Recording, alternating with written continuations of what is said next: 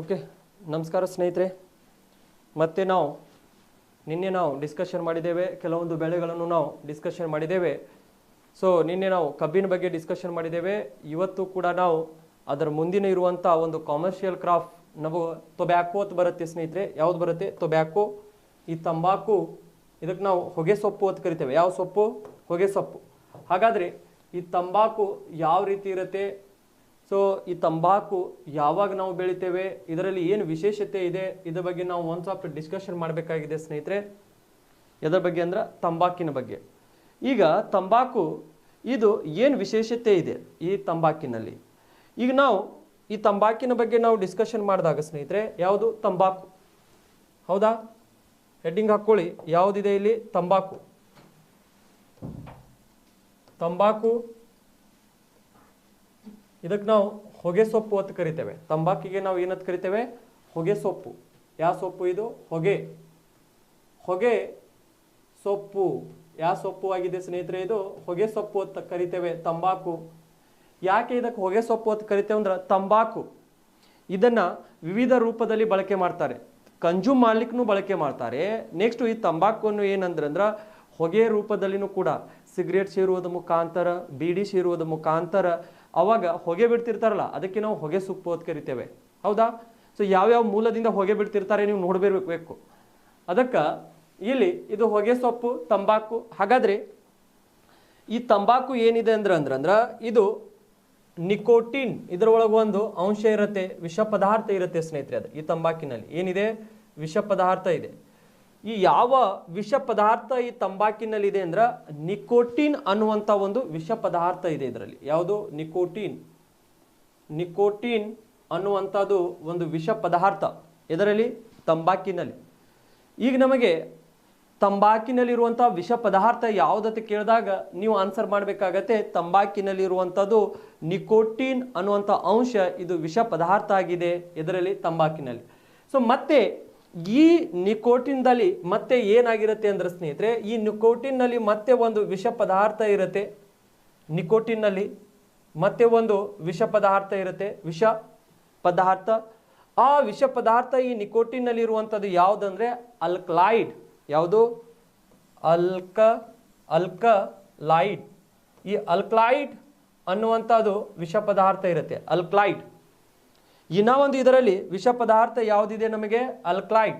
Alkaloid ಅನ್ನುವಂಥದ್ದು ಸ್ನೇಹಿತರೆ ಮತ್ತೆ ಇದರಲ್ಲಿ ಇರುವಂಥ ಒಂದು ವಿಷ ಪದಾರ್ಥ, ಅಲ್ಕಲಾಯ್ಡ್.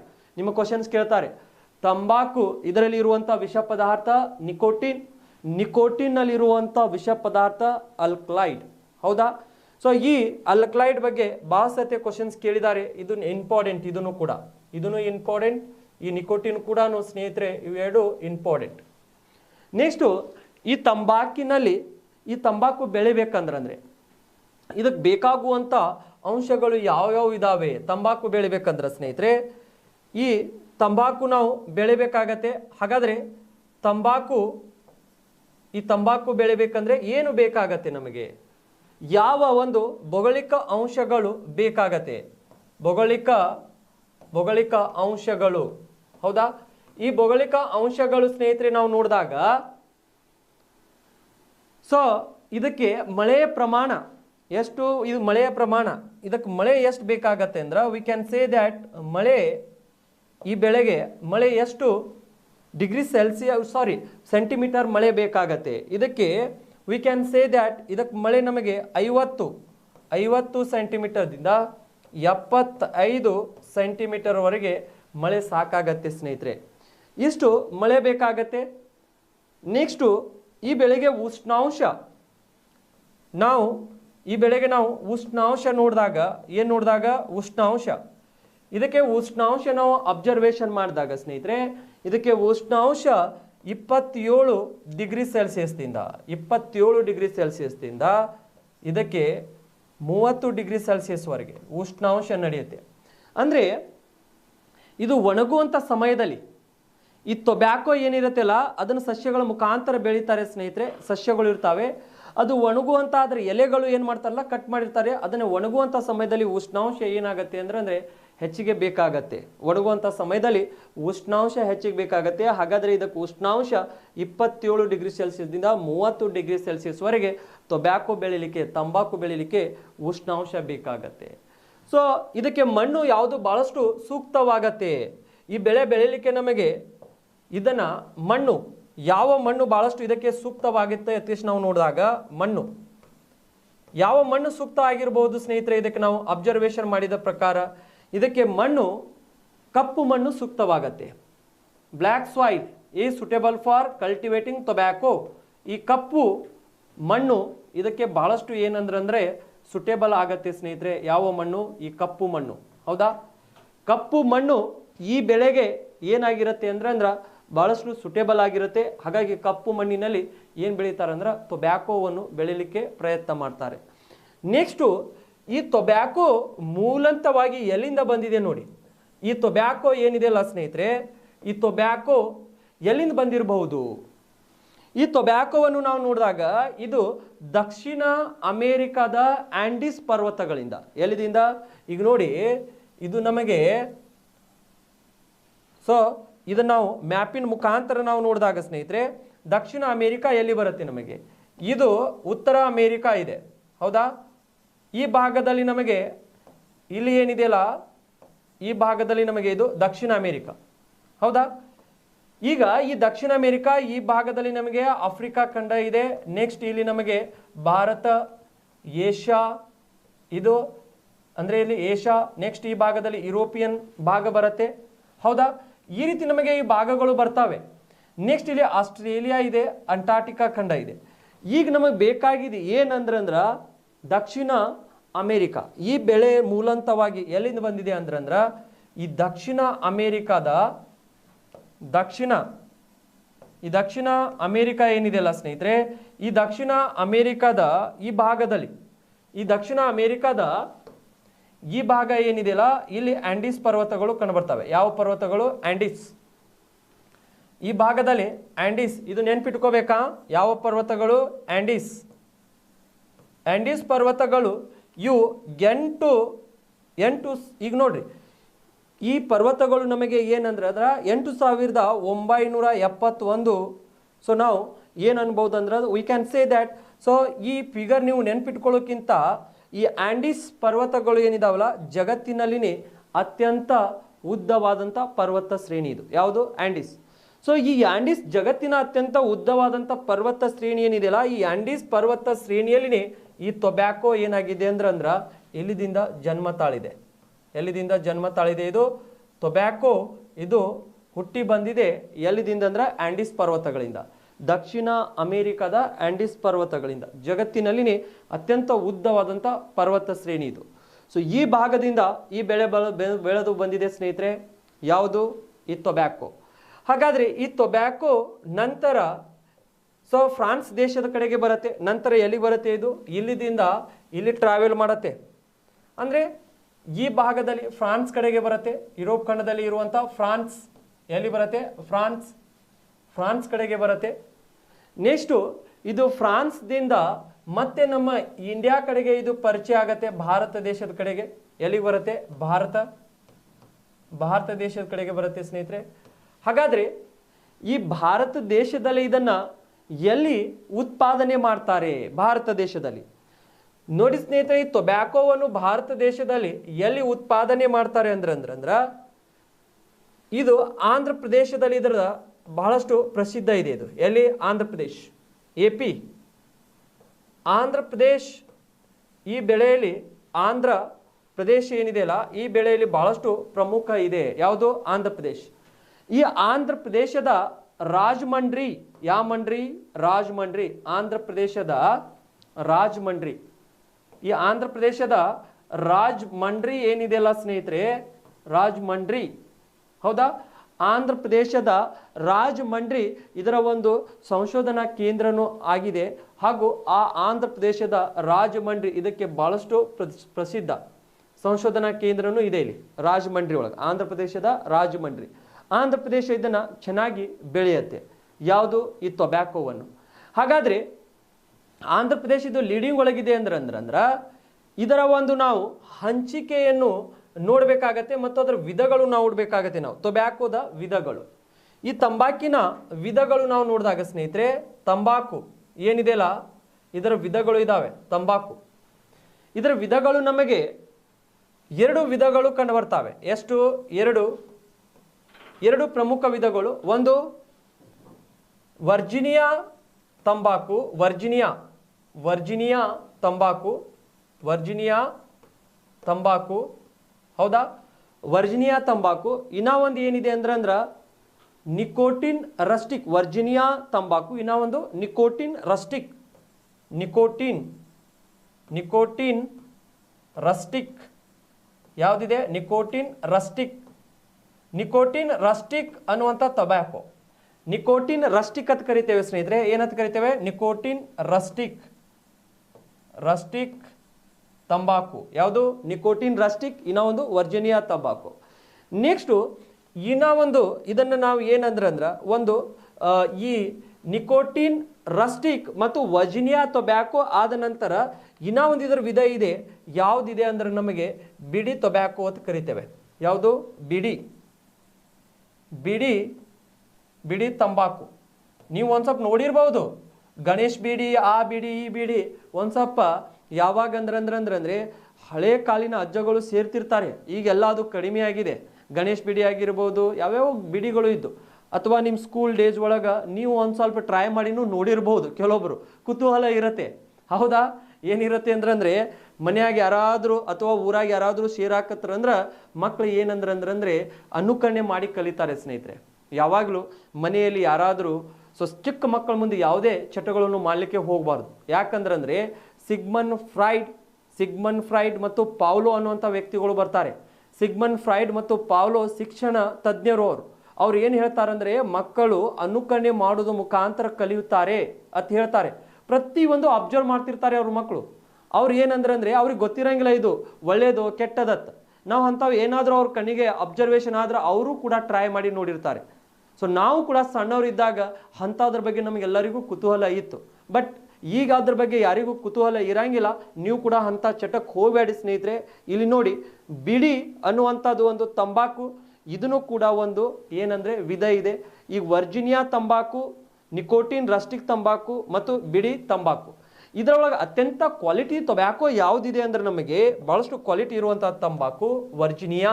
ಯಾವುದಿದೆ? ವರ್ಜಿನಿಯಾ. ಇದು ಅತ್ಯಂತ ಗುಣಮಟ್ಟದ ಟೊಬ್ಯಾಕೋ, ಒಳ್ಳೆ ಕ್ವಾಲಿಟಿ ಇರುವಂಥ ಟೊಬ್ಯಾಕೋ ಸ್ನೇಹಿತರೆ. ಇದು ಯಾವುದಂದ್ರೆ ವರ್ಜಿನಿಯಾ ಅನ್ನುವಂಥದ್ದು. ಸೊ ಕಾಸ್ಟ್ಲಿಯೆಸ್ಟ್ ಅದು, ಹೌದಾ? ನೆಕ್ಸ್ಟು ನಿಕೋಟಿನ್ ರಸ್ಟಿಕ್ ಮತ್ತು ಬಿಡಿ ತಂಬಾಕು. ಹಾಗಾದರೆ ಈ ಟೊಬ್ಯಾಕೋವನ್ನು ನಾವು ನಮ್ಮ ಭಾರತ ದೇಶದಲ್ಲಿ ನಾವು ಇದರ ಹಂಚಿಕೆ ನಾವು ನೋಡಿದಾಗ ಸ್ನೇಹಿತರೆ, ತಂಬಾಕಿನ ಒಂದು ಹಂಚಿಕೆ ನಾವು ನೋಡಿದಾಗ ನಮ್ಮ ಭಾರತ ದೇಶದಲ್ಲಿ ಈ ಟೊಬ್ಯಾಕೋವನ್ನು ನಾವು ಜಾಸ್ತಿ ಪ್ರಮಾಣದಲ್ಲಿ, ಸೊ ಎಲ್ಲಿ ಇದನ್ನು ಬೆಳಿತೇವೆ ನೋಡಿ, ಟೊಬ್ಯಾಕೋವನ್ನು ನಾವು ಜಾಸ್ತಿ ಪ್ರಮಾಣದಲ್ಲಿ ಇದರ ಒಂದು ಹಂಚಿಕೆ ನಾವು ನೋಡಿದಾಗ ಎಲ್ಲಿ ಭಾರತ ದೇಶದಲ್ಲಿ ಇದರ ಹಂಚಿಕೆ ನೋಡಬೇಕಾಗತ್ತೆ ಸ್ನೇಹಿತರೆ. ಇದರ ಹಂಚಿಕೆ ನಾವು ನೋಡಿದಾಗ ಭಾರತ ದೇಶದಲ್ಲಿ ಇದು ಅತಿ ಹೆಚ್ಚು ಪ್ರಮಾಣದಲ್ಲಿ ನಾವು ಇದನ್ನು ಎಲ್ಲಿ ಉತ್ಪಾದನೆ ಮಾಡ್ತೇವೆ ಅಂದ್ರೆ ಆಂಧ್ರ ಪ್ರದೇಶ್. ಎಲ್ಲಿದೆ? ಆಂಧ್ರ ಪ್ರದೇಶ್. ಆಂಧ್ರ ಪ್ರದೇಶ್ ಟೊಬ್ಯಾಕೋದಲ್ಲಿ ಪ್ರಥಮ ಸ್ಥಾನ ಇದೆ. ಯಾವುದು? ಪ್ರಥಮ ಸ್ಥಾನ. ಆಂಧ್ರ ಪ್ರದೇಶ್ ಪ್ರಥಮ ಸ್ಥಾನ. ಈ ಆಂಧ್ರ ಪ್ರದೇಶದ ಹತ್ತಿರ ಸ್ನೇಹಿತರೆ ನಾವು ಎಲ್ಲಿ ಇದನ್ನ ಒಂದು ಸ್ವಲ್ಪ ಉತ್ಪಾದನೆ ಮಾಡ್ತೇವೆ ಅಂದ್ರೆ ಅನಂತಪುರ್ ಆಂಧ್ರ ಪ್ರದೇಶದ ಅನಂತಪುರ್, ಆಮೇಲೆ ಗುಂಟೂರು ಆಂಧ್ರ ಪ್ರದೇಶದ ಗುಂಟೂರು ಮತ್ತು ರಾಜಮಂಡ್ರಿ. ಯಾವುದು? ರಾಜಮಂಡ್ರಿ. ಈ ಭಾಗದ ಕಡೆಗೆ ಇದನ್ನು ನಾವು ಉತ್ಪಾದನೆ ಮಾಡ್ತೇವೆ. ಸೊ ಅನಂತಪುರ ಆಗಿರ್ಬೋದು, ಗುಂಟೂರು ಆಗಿರ್ಬೋದು, ರಾಜಮಂಡ್ರಿ ಆಗಿರ್ಬೋದು, ಈ ಭಾಗದಲ್ಲಿ ನಾವು ಏನಂದ್ರೆ ಈ ತಂಬಾಕುವನ್ನು ನಾವು ಉತ್ಪಾದನೆ ಮಾಡ್ತೇವೆ ಸ್ನೇಹಿತರೆ. ಹಾಗಾಗಿ ಇದನ್ನು ನೀವು ಈ ಆಂಧ್ರ ಪ್ರದೇಶದಲ್ಲಿ, ಯಾವ ಪ್ರದೇಶದಲ್ಲಿ? ಈ ಆಂಧ್ರ ಪ್ರದೇಶದಲ್ಲಿ ಅನಂತಪುರ, ಗುಂಟೂರು ಮತ್ತು ರಾಜಮಂಡ್ರಿ ಈ ಭಾಗದಲ್ಲಿ ನಾವು ಏನು ಮಾಡ್ತೇವೆ ಅಂದ್ರೆ ಟೊಬ್ಯಾಕೋವನ್ನು ಉತ್ಪಾದನೆ ಮಾಡ್ತೇವೆ. ಸೊ ಆಂಧ್ರ ಪ್ರದೇಶ ಆದ ನಂತರ ಇದರ ಲೀಡಿಂಗ್ ಪ್ರೊಡ್ಯೂಸರ್ದಲ್ಲಿ ಯಾವುದಿದೆ ಅಂದ್ರೆ ನಾವು ಹೇಳ್ಬೋದು ಇಲ್ಲಿ ಗುಜರಾತ್ ಕಂಡು ಬರುತ್ತೆ ಸ್ನೇಹಿತರೆ. ಯಾವುದು? ಗುಜರಾತ್. ಸೊ ಇಲ್ಲಿ ಈ ಭಾಗದಲ್ಲಿ ನಮಗೆ ಏನು ಗುಜರಾತ್ ಇದೆಯಲ್ಲ ಇಲ್ಲಿ, ಈ ಗುಜರಾತ್ನು ಕೂಡ 2ನೇ ಸ್ಥಾನದಲ್ಲಿ ಇದನ್ನ ಉತ್ಪಾದನೆ ಮಾಡುತ್ತೆ. ಯಾವುದು? ಗುಜರಾತ್ದಲ್ಲಿನೂ ಕೂಡ ಈ ಟೊಬ್ಯಾಕೋ ನಮಗೆ ವರ್ಜಿನಿಯಾ ಏನು ಹೇಳಿದಿಲ್ಲ ನಾನು ವಿಧ, ಅದನ್ನು ಕೂಡ ಎಲ್ಲಿ ಬೆಳೀತಾರೆ ಅಂದ್ರೆ ಗುಜರಾತ್ದಲ್ಲಿನೂ ಬೆಳೀತಾರೆ ಸ್ನೇಹಿತರೆ. ನೆಕ್ಸ್ಟು ಈ ಆಂಧ್ರ ಪ್ರದೇಶದಲ್ಲಿನೂ ಬೆಳೀತಾರೆ ವರ್ಜಿನಿಯಾ ಟೊಬ್ಯಾಕೋ. ನೆಕ್ಸ್ಟ್ ಇಷ್ಟು ಆದ ನಂತರ ಇದು 3ನೇ ಸ್ಥಾನದಲ್ಲಿ ಈ ಟೊಬ್ಯಾಕೋ ಯಾರು ಉತ್ಪಾದನೆ ಮಾಡ್ತಾರೆ ಅಂದ್ರೆ ಕರ್ನಾಟಕದಲ್ಲಿ. ಎಲ್ಲಿ? ಕರ್ನಾಟಕ ಕೂಡ ಇದರಲ್ಲಿ ಉತ್ಪಾದನೆಯಲ್ಲಿ 3ನೇ ಸ್ಥಾನದಲ್ಲಿ ಬರುತ್ತೆ ಸ್ನೇಹಿತರೆ. ಯಾವುದು? ಕರ್ನಾಟಕ. ಸೊ ಈ ಕರ್ನಾಟಕ ನಮಗೆ 3ನೇ ಸ್ಥಾನದಲ್ಲಿ ಇದೆ. ಎಷ್ಟನೇ ಸ್ಥಾನದಲ್ಲಿ ಇದೆ ಸ್ನೇಹಿತರೆ? 3ನೇ ಸ್ಥಾನದಲ್ಲಿ ನಮಗೆ ಕರ್ನಾಟಕ ಕಂಡು ಬರುತ್ತೆ. ಹಾಗಾದ್ರೆ ಕರ್ನಾಟಕದಲ್ಲಿ ಈ ಟೊಬ್ಯಾಕೋವನ್ನು ನಾವು ಎಲ್ಲಿ ಉತ್ಪಾದನೆ ಮಾಡ್ತೇವೆ ನೋಡಿ. ಕರ್ನಾಟಕದಲ್ಲಿ ನಾವು ಇದನ್ನ ಒಂದ್ ಸ್ವಲ್ಪ ಅಬ್ಸರ್ವೇಷನ್ ಮಾಡಿ ನೋಡಿದಾಗ ಸ್ನೇಹಿತರೆ, ಎಲ್ಲಿ? ಕರ್ನಾಟಕದಲ್ಲಿ.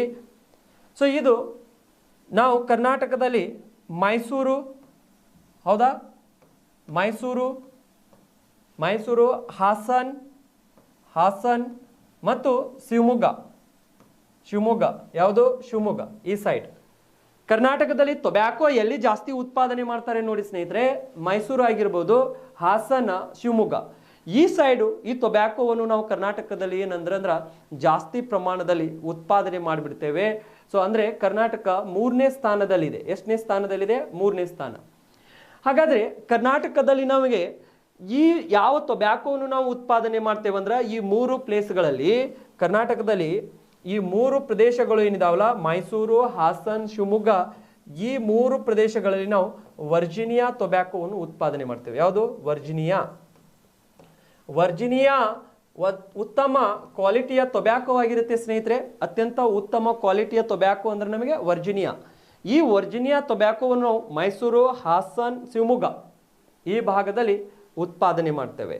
ಸೊ ನೆಕ್ಸ್ಟು ಇಲ್ಲಿ ಮತ್ತೆ ನಮಗೆ ಈ ಕರ್ನಾಟಕದಲ್ಲಿ ನಾವು ಏನಂದ್ರೆ ಈ ಬೆಳಗಾವಿಯ ಹತ್ತಿರ, ಕರ್ನಾಟಕದ ಬೆಳಗಾವಿಯ ಹತ್ತಿರ ಸ್ನೇಹಿತರೆ, ಕರ್ನಾಟಕದ ಬೆಳಗಾವಿಯ ಹತ್ತಿರ ಬೆಳಗಾವಿ, ಈ ಕರ್ನಾಟಕದ ಬೆಳಗಾವಿಯ ಹತ್ತಿರ ನಮಗೆ ನಿಪ್ಪಾಣಿ ಅನ್ನುವಂಥ ಒಂದು ಊರು ಕಂಡು ಬರುತ್ತೆ. ಯಾವುದು? ನಿಪ್ಪಾಣಿ ಏನಿದೆ ಅಲ್ಲ, ಈ ನಿಪ್ಪಾಣಿಯಲ್ಲಿ ಈ ನಿಪ್ಪಾಣಿ ಎದಕ್ಕೆ ಪ್ರಸಿದ್ಧವಾಗಿದೆ ಅಂದ್ರೆ ಬಿಡಿ ತಂಬಾಕು. ಹೌದಾ? ಈ ಬಿಡಿ ತಂಬಾಕು ಏನಿದೆಯಲ್ಲ ಸ್ನೇಹಿತರೆ, ಇದಕ್ಕೆ ಇದು ಬಹಳಷ್ಟು ಪ್ರಸಿದ್ಧ ಇದೆ. ಯಾವುದು? ಬೆಳಗಾವಿಯ ನಿಪ್ಪಾಣಿ ಏನಿದೆಯಲ್ಲ ಬಹಳಷ್ಟು ಪ್ರಸಿದ್ಧವಾಗಿದೆ. ಬೆಳಗಾವಿಯ ನಿಪ್ಪಾಣಿ ಎದಕ್ಕೆ ಪ್ರಸಿದ್ಧವಾಗಿದೆ ಅಂದ್ರೆ ಈ ಬಿಡಿ ಟೊಬ್ಯಾಕೋಗೆ ಬಹಳಷ್ಟು ಪ್ರಸಿದ್ಧವಾಗಿದೆ. ಹಾಗಾಗಿ ಈ ಬಿಡಿ ಟೊಬ್ಯಾಕೋಗೆ ಇಲ್ಲಿ ಏನಂದ್ರೆ GI ಟ್ಯಾಗ್ ಕೊಟ್ಟಿದ್ದಾರೆ. ಯಾವ ಟ್ಯಾಗ್? GI ಟ್ಯಾಗ್ ಅಂದ್ರೆ ಜಿಯೋಗ್ರಫಿಕಲ್ ಇಂಡಿಕೇಶನ್, ಭೌಗೋಳಿಕ ಸೂಚ್ಯಾಂಕ. ಈ GI ಟ್ಯಾಗ್ ಯಾಕೆ ಕೊಟ್ಟಿರ್ತಾರೆ ಅಂದ್ರೆ ಮೂಲವಾಗಿ ಆ ಬೆಳೆ ಅಲ್ಲಿ ಬಹಳಷ್ಟು ಪ್ರಸಿದ್ಧವಾಗಿರುತ್ತೆ, ಮತ್ತೆ ಅದು ಬಹಳಷ್ಟು ಕ್ವಾಲಿಟಿಯಾಗಿ ಅಲ್ಲಿ ಬೆಳೀತಾರೆ. ಅತ್ಯಂತ ನಾವು ಹೇಳ್ಬೋದು ಅತ್ಯುತ್ತಮವಾದಂಥ ಗುಣಮಟ್ಟ ಅಥವಾ ಒಳ್ಳೆ ಕ್ವಾಲಿಟಿ ಇರುವಂಥ ಬಿಡಿ ಟೊಬ್ಯಾಕೋ ಇಲ್ಲಿ ಏನು ಮಾಡ್ತಾರೆ ಅಂದರೆ ಇವರು ಉತ್ಪಾದನೆ ಮಾಡ್ತಾರೆ. ಅಲ್ಲಿರುವಂಥ ವಾಯುಗುಣ, ಅಲ್ಲಿರುವಂಥ ಮಣ್ಣು, ಸೊ ಎಲ್ಲನೂ ಕೂಡ ಆ ಬೆಳೆಗೆ ಏನಂದ್ರೆ ಭಾಳಷ್ಟು ಸೂಕ್ತವಾಗತ್ತೆ ಸ್ನೇಹಿತರೆ. ಆದ ಕಾರಣ ಈ ನಿಪ್ಪಾಣಿಯಲ್ಲಿ ಇದನ್ನು ಏನಂದ್ರೆ ಈ ಬಿಡಿ ಟೊಬ್ಯಾಕೋ ಭಾಳಷ್ಟು ಪ್ರಸಿದ್ಧ ಆಗಿದೆ ನಿಪ್ಪಾಣಿಯಲ್ಲಿ. ಅದಕ್ಕೆ ಏನು ಕೊಟ್ಟಿದ್ದಾರೆ ಅಂದ್ರೆ ಇದಕ್ಕೆ GI ಟ್ಯಾಗ್ ಕೊಟ್ಟಿದ್ದಾರೆ. ಯಾವ ಟ್ಯಾಗ್ ಕೊಟ್ಟಿದ್ದಾರೆ? GI ಟ್ಯಾಗ್ ಕೊಟ್ಟಿದ್ದಾರೆ. ಯಾವ ಟ್ಯಾಗ್ ಕೊಟ್ಟಿದ್ದಾರೆ? GI tag. ಇದನ್ನು ಕೂಡ ನೀವು ಏನು ಮಾಡಬೇಕಾಗಿದೆ ಅಂದರೆ ನೆನ್ಪಿಟ್ಕೋಬೇಕಾಗಿದೆ, ನೆನ್ಪಿಟ್ಕೊಳ್ಳಿ. ನೆಕ್ಸ್ಟು ಸೊ ಈ ಬಿಡಿ ಟೊಬ್ಯಾಕೋ ಏನಿದೆಯಲ್ಲ ಇದನ್ನು ಜಗತ್ತಿನಲ್ಲಿ ಯಾರು ಜಾಸ್ತಿ ಉತ್ಪಾದನೆ ಮಾಡ್ತಾರೆ, ಜಗತ್ತಿನಲ್ಲಿ ನಾವು ಈ ಬೆಳೆಯನ್ನು ನಾವು ನೋಡಿದಾಗ ಈ ಟೊಬ್ಯಾಕೋವನ್ನು ಜಾಸ್ತಿ ಉತ್ಪಾದನೆ ಮಾಡೋರು ಯಾರು ಉತ್ಪಾದನೆ ಮಾಡ್ತಾರೆ ನೋಡಿ ಸ್ನೇಹಿತರೆ. ಸೊ ಜಗತ್ತಿನಲ್ಲಿ ನಾವು ಅಬ್ಸರ್ವೇಷನ್ ಮಾಡಿದ ಪ್ರಕಾರ ಅತಿ ಹೆಚ್ಚು ಪ್ರಮಾಣದಲ್ಲಿ ಜಗತ್ತಿನಲ್ಲಿ ಇದರ ನಾವು ಡಿಸ್ಟ್ರಿಬ್ಯೂಷನ್ ನಾವು ನೋಡಿದಾಗ ಸ್ನೇಹಿತರೆ ಈ ಭಾಗದಲ್ಲಿ ನಮಗೆ ಉತ್ತರ ಅಮೇರಿಕಾ ಇದೆ. ಯಾವ ಅಮೇರಿಕಾ ಇದೆ? ಉತ್ತರ ಅಮೇರಿಕಾ. ಇಲ್ಲಿ ನಮಗೆ ದಕ್ಷಿಣ ಅಮೇರಿಕಾ, ಹೌದಾ? ಆಮೇಲೆ ಆಫ್ರಿಕಾ ಖಂಡ. ನೆಕ್ಸ್ಟು ಈ ಆಫ್ರಿಕಾ ಖಂಡ ಆದಮೇಲೆ ಈ ಕಡೆಗೆ ನಮಗೆ ಭಾರತದಿಂದ ನಮಗೆ ಇಲ್ಲಿ ನಾವು ಅಬ್ಸರ್ವೇಷನ್ ಮಾಡಿದಾಗ ಸ್ನೇಹಿತರೆ ಯುರೋಪ್ ಖಂಡ, ಈ ಕಡೆಗೆ ಏಷ್ಯಾ ಇದೆ, ಇಲ್ಲಿ ಆಸ್ಟ್ರೇಲಿಯಾ, ಇಲ್ಲಿ ಅಂಟಾರ್ಟಿಕಾ. ಈಗ ಇದನ್ನು ಜಾಸ್ತಿ ಉತ್ಪಾದನೆ ಮಾಡೋರು ಯಾರು ಅಂದ್ರೆ we can say that China. ಈ ಕಡೆಗೆ ಇರುವಂಥ ಚೀನಾ, ಯಾವುದು? ಚೀನಾ ದೇಶ ನಂಬರ್ 1 ಇದೆ ಇದರ ಟಾಪ್. ಚೀನಾ ದೇಶ ಆದ ನಂತರ ಸ್ನೇಹಿತರೆ ಈ ದಕ್ಷಿಣ ಅಮೆರಿಕಾದಲ್ಲಿ ಬ್ರೆಜಿಲ್, ಯಾವುದು ಬ್ರೆಜಿಲ್, ಬ್ರೆಜಿಲ್ ದೇಶ, ಯಾವುದು ಬ್ರೆಜಿಲ್, ಹೌದಾ. ನೆಕ್ಸ್ಟ್ ಥರ್ಡ್ ಪ್ಲೇಸ್ನಲ್ಲಿ ಯಾರಿದ್ದಾರೆ ಅಂದ್ರ we can say that Bharat. ಮೂರನೇ ಪ್ಲೇಸ್ನಲ್ಲಿ ಯಾರಿದ್ದಾರೆ? ಭಾರತ, ಹೌದಾ. ಇವೆಲ್ಲ ನಿಮಗೆ ಗೊತ್ತಿರಬೇಕು.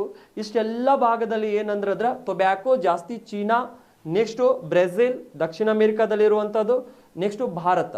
ಈ ರೀತಿ ಇವು ಏನಂದ್ರೆ ಲೀಡಿಂಗ್ ಪ್ರೊಡ್ಯೂಸರ್ ಕಂಟ್ರೀಸ್, ಹೌದಾ. ಸೊ ಇದರ ಮೇಲೆ ಏನಂದ್ರೆ ಆಗಾಗ ಕ್ವಶನ್ಸ್ ಕೇಳ್ತಾರೆ. ಆಲ್ರೆಡಿ KS ಪ್ರಿಲಿಮ್ಸ್ದಲ್ಲಿ ಇದರ ಮೇಲೆ ಕ್ವಶನ್ಸ್ ಕೇಳಿದ್ದಾರೆ ಸ್ನೇಹಿತರೆ, KS ಪ್ರಿಲಿಮ್ಸ್ದಲ್ಲಿ ಕೇಳಿದ್ದಾರೆ. ಮೊನ್ನೆ FDA ಎಕ್ಸಾಮ್ದಲ್ಲಿನೂ ಕೂಡ ಕ್ವಶನ್ಸ್ ಕೇಳಿದ್ದಾರೆ. ಬೇಕಾದರೆ ನೀವು FDA ಕ್ವಶನ್ ಪೇಪರ್ ತೆಗೆದು ನೋಡಿ ಇದರ ಮೇಲೆ ಯಾವ ರೀತಿ ಕ್ವಶನ್ಸ್ ಕೇಳಿದ್ದಾರೆ ಅಂತ. KS ದಲ್ಲಿನೂ ಕೂಡ ಅಬ್ಸರ್ವೇಷನ್ ಮಾಡಿ ನೀವು ಯಾವ ರೀತಿ ಟೊಬ್ಯಾಕೋದ ಮೇಲೆ ಕ್ವಶನ್ಸು ಕೇಳಿದ್ದಾರೆ. ಸೊ ಇಷ್ಟೆಲ್ಲ ಅಂಶಗಳು ನಾವು ಎದರ ಬಗ್ಗೆ ಡಿಸ್ಕಷನ್ ಮಾಡಿದ್ದೇವೆ ಅಂದರೆ ತಂಬಾಕಿನ ಬಗ್ಗೆ ನಾವು ಡಿಸ್ಕಷನ್ ಮಾಡಿದ್ದೇವೆ ಸ್ನೇಹಿತರೆ.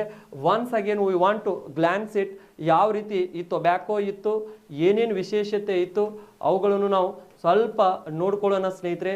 ಇಲ್ಲಿ ನೋಡಿ ನಾವು ಎದರ ಬಗ್ಗೆ ಡಿಸ್ಕಷನ್ ಮಾಡಿದ್ದೇವೆ ಅಂದ್ರೆ ತಂಬಾಕು, ಇದಕ್ಕೆ ನಾವು ಹೊಗೆ ಸೊಪ್ಪು ಅಂತ ಕರಿತೇವೆ. ಯಾವ ಸೊಪ್ಪು ಇದು? ಹೊಗೆ ಸೊಪ್ಪು.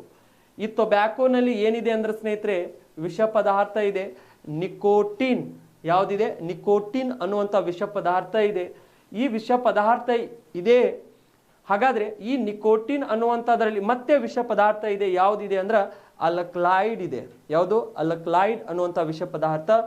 ಸೊ ನೆಕ್ಸ್ಟು ತಂಬಾಕು ಬೆಳಿಬೇಕಂದ್ರೆ ಬೇಕಾಗುವಂಥ ಭೌಗೋಳಿಕ ಅಂಶಗಳು ನಾವು ನೋಡಿದಾಗ ಮಳೆ ಇದಕ್ಕೆ 50 ಸೆಂಟಿಮೀಟರ್ದಿಂದ 75 ಸೆಂಟಿಮೀಟರ್ ಮಳೆ ಸಾಕಾಗತ್ತೆ ಸ್ನೇಹಿತರೆ.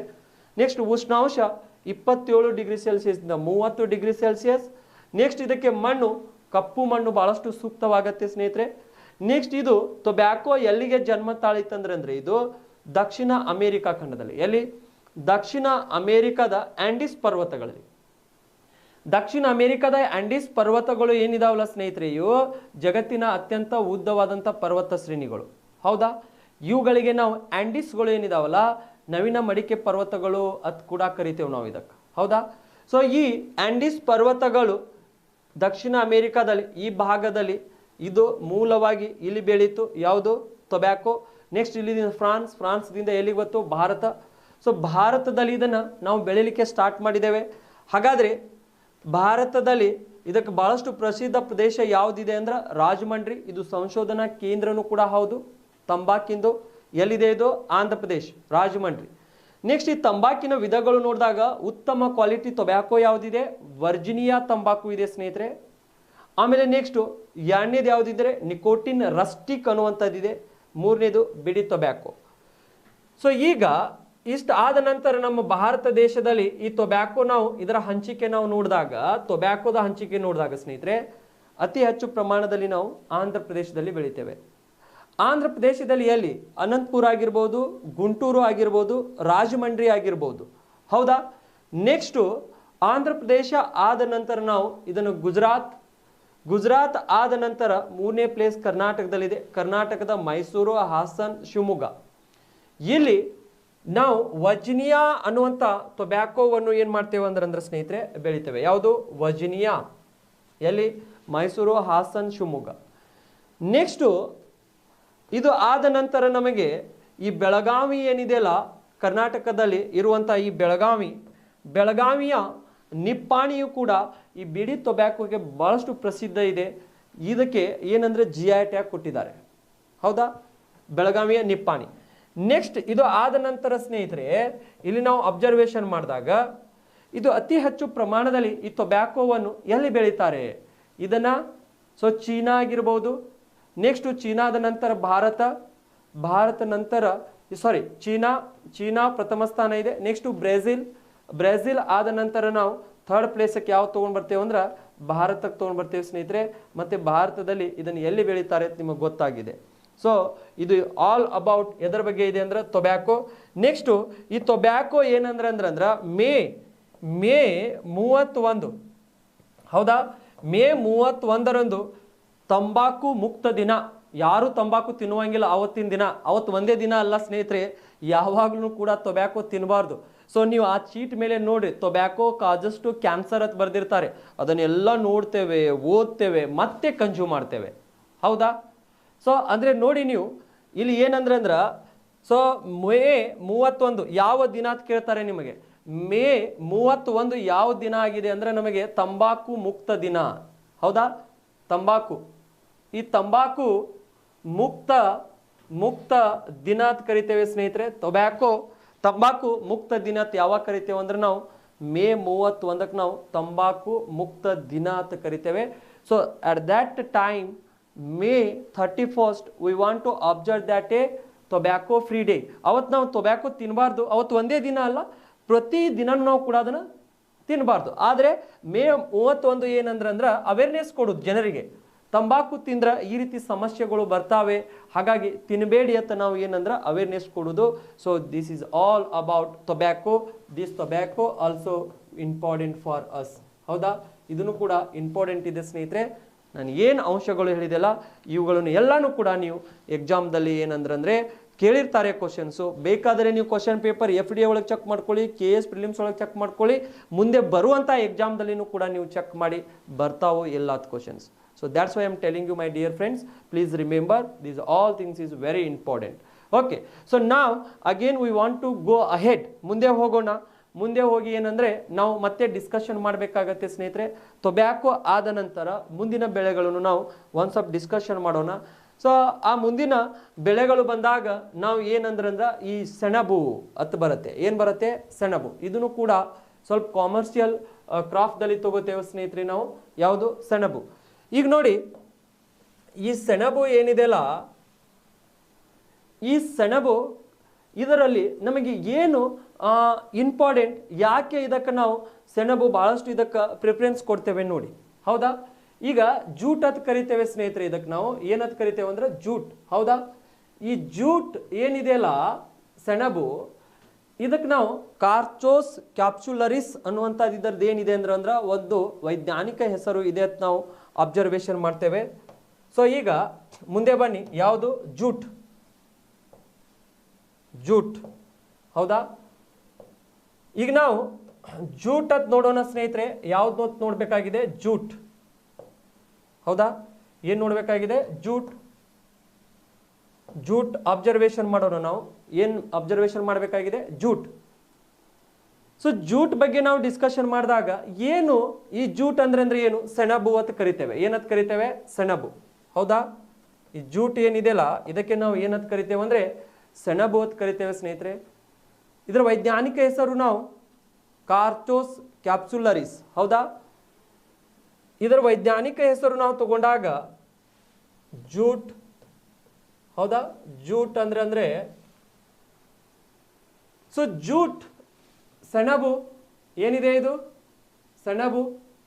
ಹಾಗಾದ್ರೆ ಈ ಸೆಣಬು ಏನಿದೆಯಲ್ಲ ಸ್ನೇಹಿತರೆ, ಇದರ ವೈಜ್ಞಾನಿಕ ಹೆಸರು ನಾವು ಫೈಂಡ್ ಔಟ್ ಮಾಡಿದಾಗ ಈ ಸೆಣಬಿನ ವೈಜ್ಞಾನಿಕ ಹೆಸರು.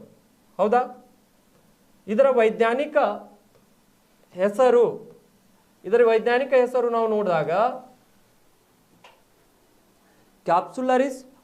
ಇದು ನೋಡಿ, ಕ್ಯಾಪ್ಸುಲರಿಸ್ ಕೊರೆಕಾನ್ ಅಂತ ಕರಿತೇವೆ ನಾವು. ಏನಂತ ಕರಿತೇವೆ ಅಂದ್ರೆ ಇದರ ವೈಜ್ಞಾನಿಕ ಹೆಸರು ನಮಗೆ ಇದು ನೋಡ್ರಿ ಕಾರ್ಚೋಸ್ ಕ್ಯಾಪ್ಸುಲರಿಸ್ ಅತ್ನು ಕೂಡ ನಾವು ಕರಿತೇವೆ. ಕಾರ್ಚೋಸ್. ಯಾವುದು? ಕಾರ್ಚೋಸ್. ಕಾರ್ಚೋಸ್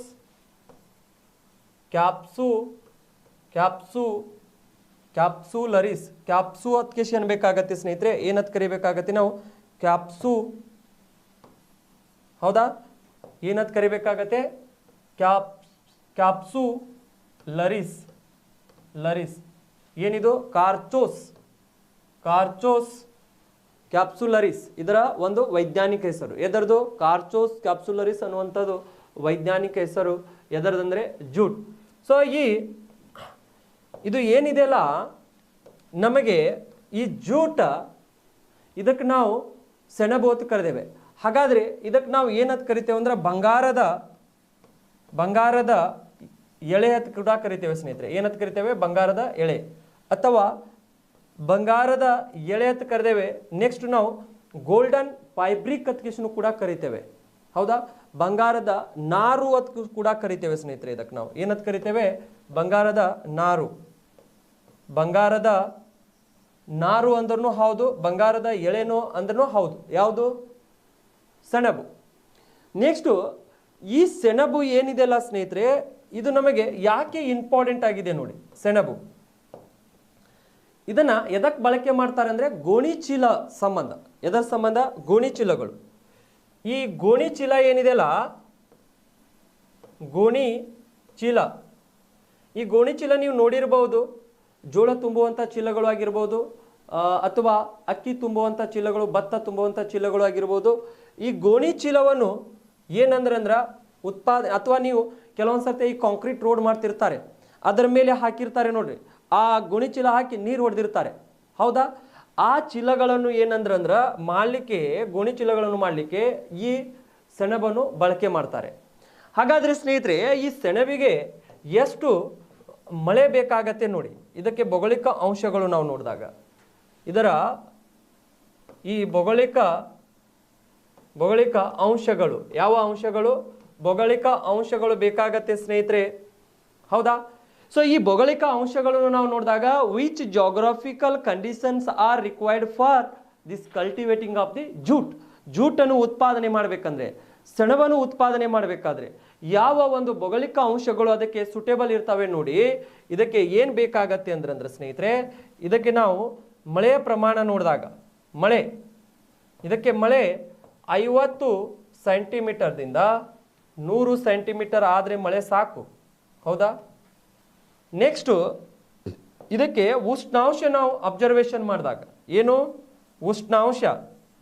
ಉಷ್ಣಾಂಶದ ಬಗ್ಗೆ ನಾವು ನೋಡಿದಾಗ ಸ್ನೇಹಿತರೆ, ಉಷ್ಣಾಂಶ ಇದಕ್ಕೆ 25 ಡಿಗ್ರಿ ಸೆಲ್ಸಿಯಸ್ದಿಂದ 30 ಡಿಗ್ರಿ ಸೆಲ್ಸಿಯಸ್ವರೆಗೆ, ಎಷ್ಟು? 30 ಡಿಗ್ರಿ ಸೆಲ್ಸಿಯಸ್ವರೆಗೆ ಏನು ಬೇಕಾಗತ್ತೆ? ಉಷ್ಣಾಂಶ. ಹೌದಾ? ನೆಕ್ಸ್ಟ್ ಇದಕ್ಕೆ ಮಣ್ಣು, ಯಾವ ಮಣ್ಣು ಸೂಕ್ತ ಆಗಿರುತ್ತೆ ಅಂದ್ರೆ ಸ್ನೇಹಿತರೆ, ಮೆಕ್ಕಲು ಮಣ್ಣು ಬಹಳಷ್ಟು ಸೂಕ್ತವಾಗಿರುತ್ತೆ. ಯಾವ ಮಣ್ಣು? ಮೆಕ್ಕಲು. ಹೌದಾ? ಮೆಕ್ಕಲು ಮಣ್ಣು ಅಂತ ಕರಿತೇವೆ ನಾವು. ಯಾವ ಮಣ್ಣು? ಮೆಕ್ಕಲು ಮಣ್ಣು. ಈ ಮಣ್ಣು ಈ ಬೆಳೆಗೆ ಸೂಕ್ತ. ಯಾವುದಕ್ಕೆ? ಸೆಣಬು ಉತ್ಪಾದನೆ ಮಾಡಲಿಕ್ಕೆ.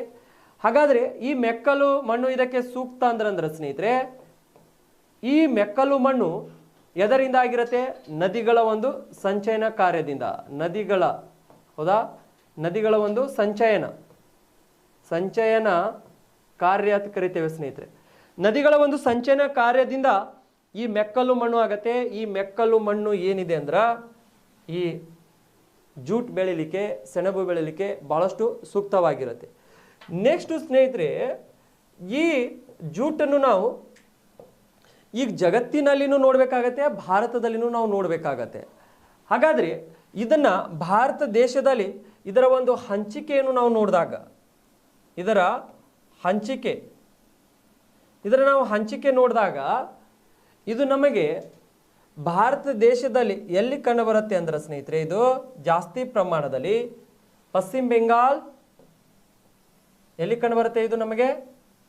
ಪಶ್ಚಿಮ ಬೆಂಗಾಲ್. ಭಾರತ ದೇಶದಲ್ಲಿ ಇದು ಜಾಸ್ತಿ ಪ್ರಮಾಣದಲ್ಲಿ ನಮಗೆ ಎಲ್ಲಿ ಕಂಡು ಬರುತ್ತೆ ಅಂದ್ರೆ ಪಶ್ಚಿಮ ಬೆಂಗಾಲ್ ನಂಬರ್ 1. ಹೌದಾ? ಪಶ್ಚಿಮ ಬೆಂಗಾಲ್. ಯಾಕೆ ಇದು ಪಶ್ಚಿಮ ಬೆಂಗಾಲದಲ್ಲಿ ಕಂಡು ಬರ್ತಂದ್ರೆ ಸ್ನೇಹಿತರೆ, ಜಾಸ್ತಿ ಪ್ರಮಾಣದಲ್ಲಿ ನಮಗೆ ಈ ಪಶ್ಚಿಮ ಬೆಂಗಾಲದಲ್ಲಿ ಇಲ್ಲಿ ಗಂಗಾ ನದಿ ಹರಿದು ಹೋಗುತ್ತೆ ಪಶ್ಚಿಮ ಬೆಂಗಾಲದಲ್ಲಿ. ಹಾಗಾಗಿ ಈ ಗಂಗಾ ನದಿ ಏನು ಹರಿದು ಹೋಗುತ್ತಲ್ಲ, ಈ ಗಂಗಾ ನದಿಯ ತೀರದ ಹತ್ತಿರ ಇದು ನಮಗೇನಂದ್ರೆ ಇದು ಕಂಡು ಬರುತ್ತೆ. ಗೊತ್ತಾಯ್ತು? ನೆಕ್ಸ್ಟು ಇದರೊಳಗೆ 2ನೇ ಸ್ಥಾನ ಒಳಗೆ ಯಾವುದಿದೆ ಅಂದ್ರೆ ನಾವು ಹೇಳ್ಬೋದು ಅಸ್ಸಾಂ.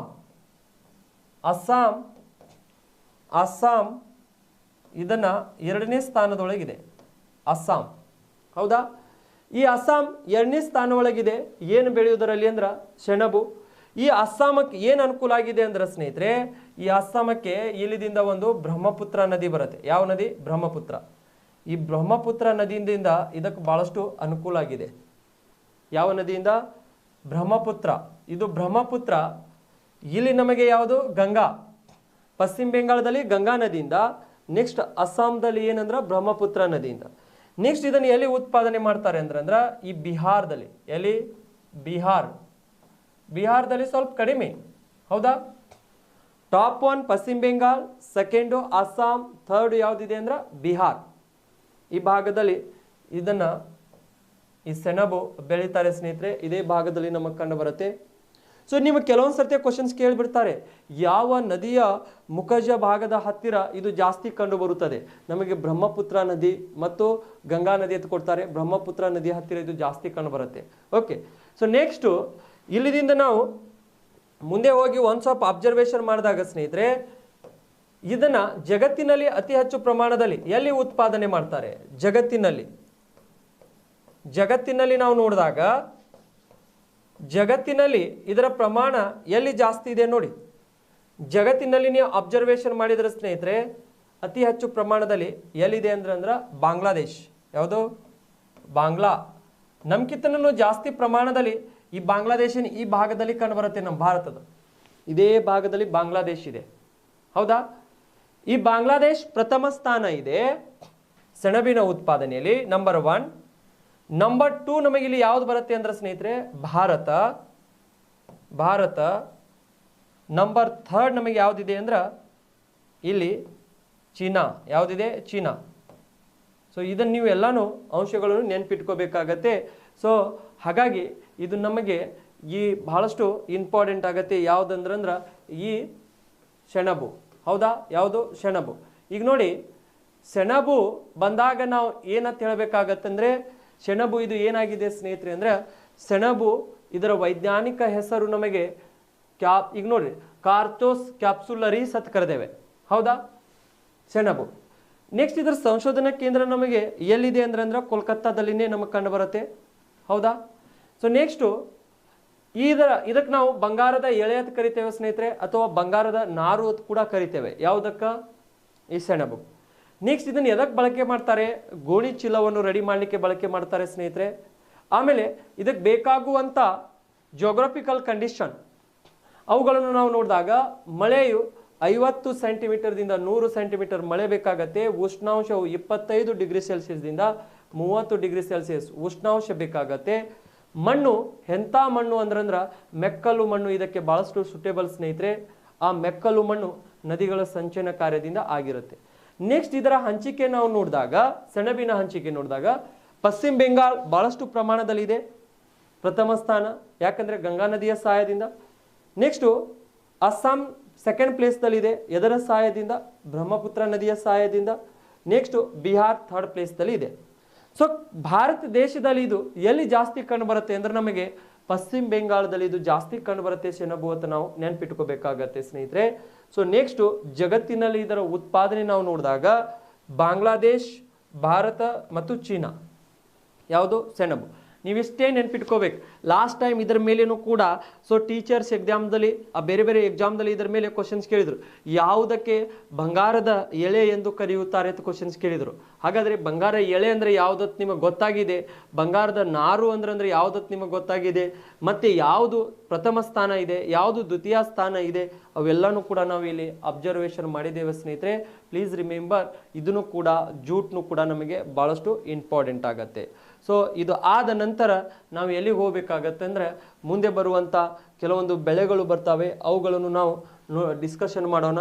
ಈ ಸೆಣಬು ಆದ ನಂತರ ನಮಗೆ ನೆಕ್ಸ್ಟು ಈ ರೇಷ್ಮೆ ಅನ್ನುವಂಥದ್ದು ಬರುತ್ತೆ. ಯಾವುದು? ರೇಷ್ಮೆ. ಸೊ ಈ ರೇಷ್ಮೆ ಇದು ಬಹಳಷ್ಟು ನಮಗೆ ಇಂಪಾರ್ಟೆಂಟ್ ಆಗತ್ತೆ ಸ್ನೇಹಿತರೆ. ಯಾಕಂದ್ರೆ ರೇಷ್ಮೆ ಇದರಲ್ಲಿ ಎಲ್ಲಿ ನಾವು ಉತ್ಪಾದನೆ ಮಾಡ್ತೇವೆ, ಯಾವ ರೀತಿ ಇದನ್ನು ಉತ್ಪಾದನೆ ಮಾಡ್ತೇವೆ, ಯಾಕಂದರೆ ಪದೇ ಪದೇ ಈ ರೇಷ್ಮೆ ಮೇಲೆ ಏನು ಮಾಡ್ತಾರಂದ್ರೆ ಕ್ವಶನ್ಸ್ಗಳನ್ನು ಕೇಳ್ತಾರೆ, ಹೌದಾ?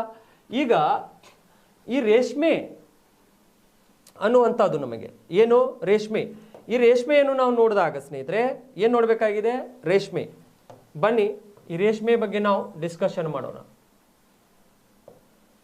ಸೊ ಈಗ ಈ ರೇಷ್ಮೆ ಅನ್ನುವಂಥದ್ದು ನಮಗೆ ರೇಷ್ಮೆ, ಯಾಕಂದ್ರೆ ರೇಷ್ಮೆ ಸೀರೆಗಳು ಬೇಕಾಗತ್ತೆ, ರೇಷ್ಮೆ ಏನಂತರ ಪಂಚೆ ಬೇಕಾಗತ್ತೆ, ಏನೇನೋ ನಮಗೆ ಬೇಕಾಗತ್ತೆ, ಹೌದಾ? ಸೊ ಹಾಗಾದ್ರೆ ಈ ರೇಷ್ಮೆ ಯಾವ ರೀತಿ ನಾವು ಇದನ್ನು ಉತ್ಪಾದನೆ ಮಾಡ್ತೇವೆ ಇದನ್ನು ನಾವು ನೋಡಬೇಕಾಗತ್ತೆ ಸ್ನೇಹಿತರೆ, ಹೌದಾ? ಈಗ ರೇಷ್ಮೆ ಇದನ್ನ ಉತ್ಪಾದನೆ ಮಾಡಬೇಕಂದ್ರ ಯಾವ ಮೂಲದಿಂದ ಮಾಡ್ತೇವೆ ಅಂತ ನಾವು ನೋಡಬೇಕಾಗತ್ತೆ. ಹಾಗಾದ್ರೆ ಈ ರೇಷ್ಮೆಯ ಒಂದು ಯಾವ ಜಾತಿಗೆ ಸೇರತ್ತೆ ನೋಡ್ರಿ ಸ್ನೇಹಿತರೆ. ಇದು ರೇಷ್ಮೆ ಯಾವ ಜಾತಿಗೆ ಸೇರತ್ತೆ ಅಂದ್ರ ಇದು ಮೊರುಸಸ್. ಮೊರುಸಸ್ ಹೌದಾ? ಯಾವುದು ಯಾವ ಜಾತಿಗೆ ಸೇರ್ತಂದ್ರಿಂದ ಇದು ಮೊರುಸಸ್. ಹೌದಾ? MORUSS ಮೊರುಸಸ್. ಮೊರುಸಸ್ ಅಂತ ಕರಿತೇವೆ. ಮೊರುಸಸ್ ಸ್ಪೀಸಿಸ್ SPP ಅಂದ್ರ ಪ್ರಭೇದ.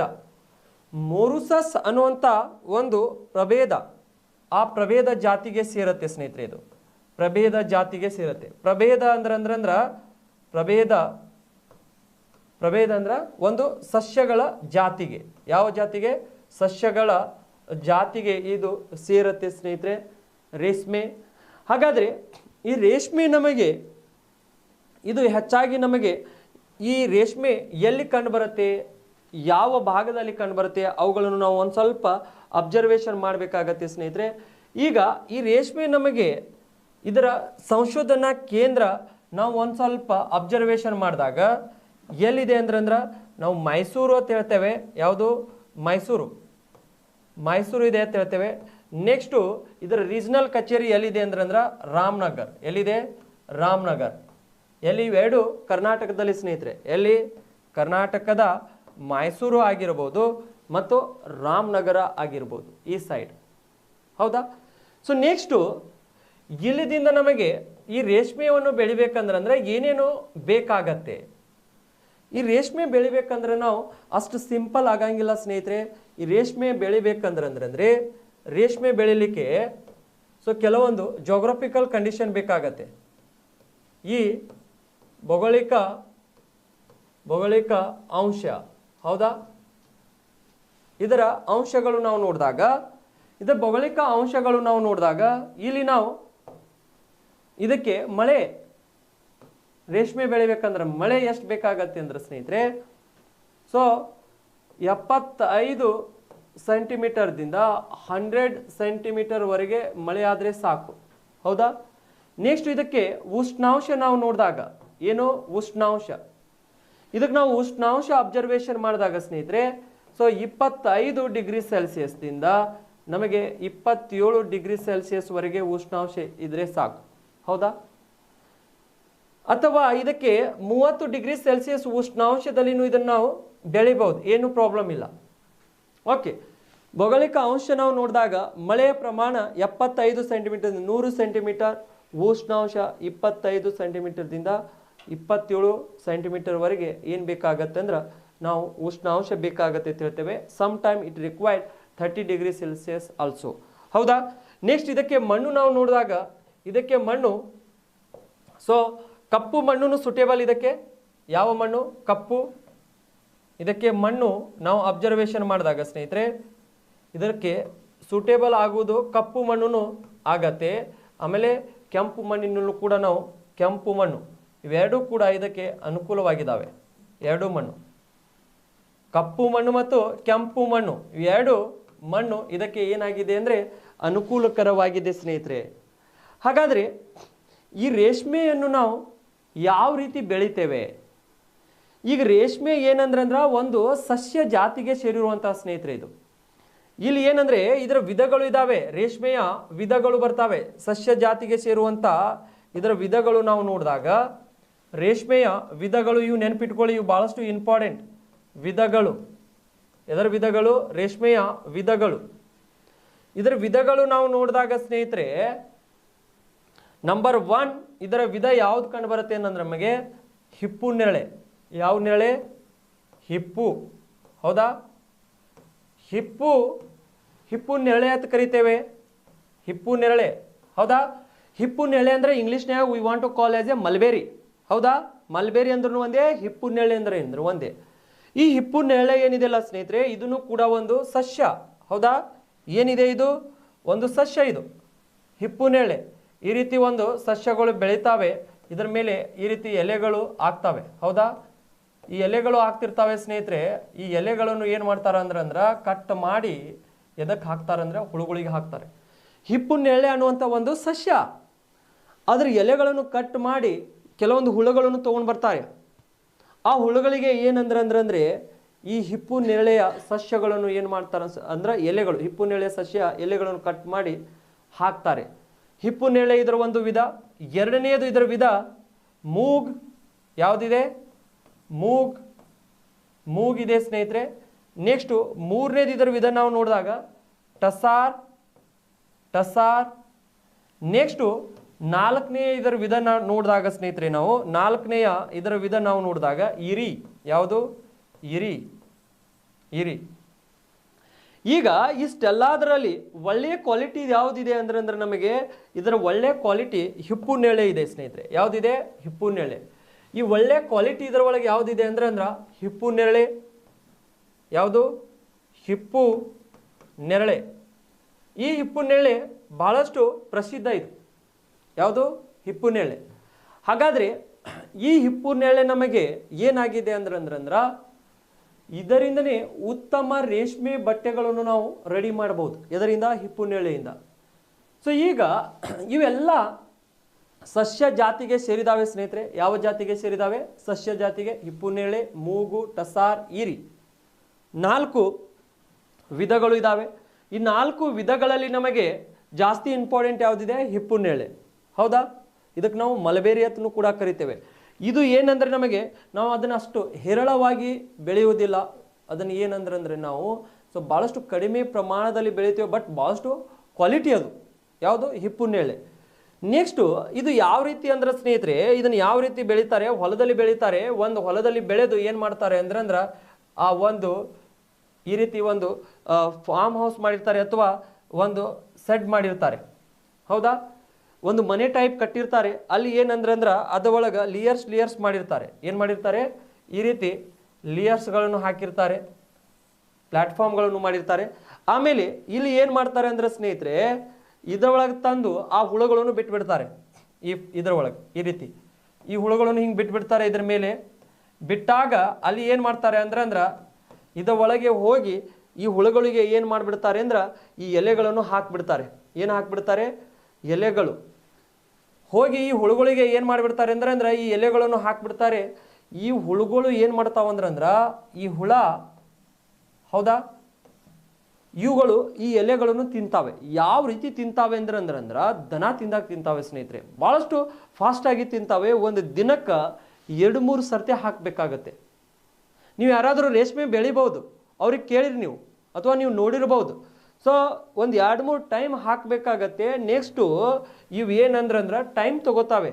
ಎಷ್ಟು ಟೈಮ್ ಅಂದ್ರೆ ಇದು 29 ದಿನಗಳಲ್ಲಿ ಈ ಹುಳುಗಳು ಏನು ಮಾಡ್ತಾವಂದ್ರೆ ಆ ಎಲೆಗಳನ್ನು ತಿಂದು 29 ದಿನಗಳಲ್ಲಿ ತಮ್ಮ ಸುತ್ತಲೂ ಗೂಡು ಕಟ್ಕೋತಾವೆ.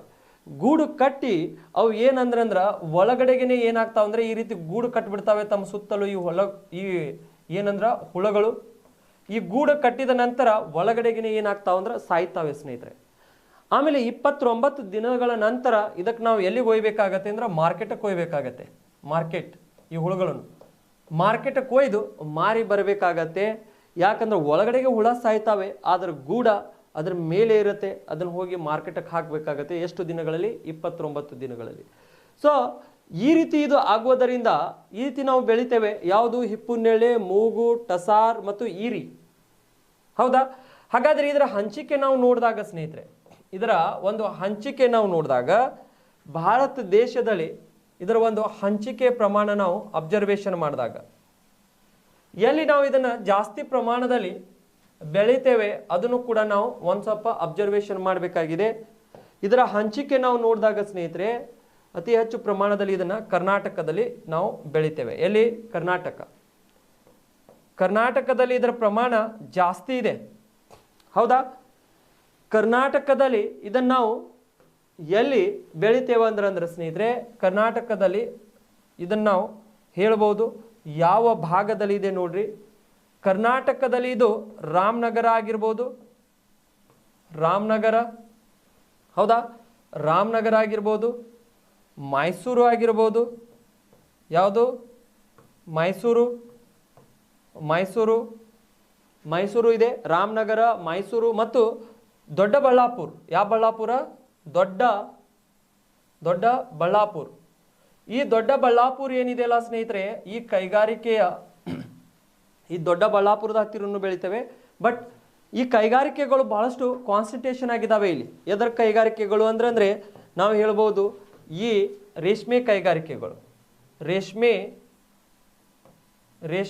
ಕೈಗಾರಿಕೆ ಏನಿದೆಯಲ್ಲ ಈ ಕೈಗಾರಿಕೆ ಇಲ್ಲಿ ಪ್ರಸಿದ್ಧವಾಗಿದೆ. ರೇಷ್ಮೆ ಕೈಗಾರಿಕೆ ಎಲ್ಲಿ? ದೊಡ್ಡಬಳ್ಳಾಪುರದ ಹತ್ತಿರ ಈ ರೇಷ್ಮೆ ಕೈಗಾರಿಕೆಗಳು ಬಹಳಷ್ಟು ಕಾನ್ಸಂಟ್ರೇಷನ್ ಆಗಿದ್ದಾವೆ. ಎಲ್ಲಿ? ಕರ್ನಾಟಕದಲ್ಲಿ. ಕರ್ನಾಟಕನೇ ಈ ರೇಷ್ಮೆ ಉತ್ಪಾದನೆಯಲ್ಲಿ ಪ್ರಥಮ ಸ್ಥಾನ ಇದೆ ಸ್ನೇಹಿತರೆ. ಯಾವುದು? ಕರ್ನಾಟಕ. ಕರ್ನಾಟಕದಲ್ಲಿ ನಾವು ಜಾಸ್ತಿ ಪ್ರಮಾಣದಲ್ಲಿ ಯಾವುದಂದ್ರೆ ನಾನು ಹೇಳಿದೆ ಹಿಪ್ಪು ನೇರಳೆಯನ್ನು ನಾವು ಜಾಸ್ತಿ ಪ್ರಮಾಣದಲ್ಲಿ ಇದನ್ನು ಬೆಳಿತೇವೆ. ಸೊ ಈಗ ಈ ಕರ್ನಾಟಕ ಬಿಟ್ಟರೆ ಅಂದ್ರೆ ನಮಗೆ ಯಾವ ಪ್ರದೇಶದಲ್ಲಿ ನಾವು ಇದನ್ನು ಉತ್ಪಾದನೆ ಮಾಡ್ತೇವೆ? ಆಂಧ್ರ ಪ್ರದೇಶ ಮತ್ತು ತಮಿಳುನಾಡು ಅಂತ ಕರಿತೇವೆ ಸ್ನೇಹಿತರೆ ನಾವು. ಯಾವುದು? ಆಂಧ್ರ ಪ್ರದೇಶ ಮತ್ತು ತಮಿಳುನಾಡು. ನೆಕ್ಸ್ಟ್ ನಮಗೆ ಇದರ ಪ್ರಮಾಣ ನಾವು ನೋಡಿದಾಗ ಆಂಧ್ರ ಪ್ರದೇಶ, ಯಾವುದು? ಈ ಭಾಗದಲ್ಲಿ ನಮಗೆ ಆಂಧ್ರ ಪ್ರದೇಶ ಇದೆ.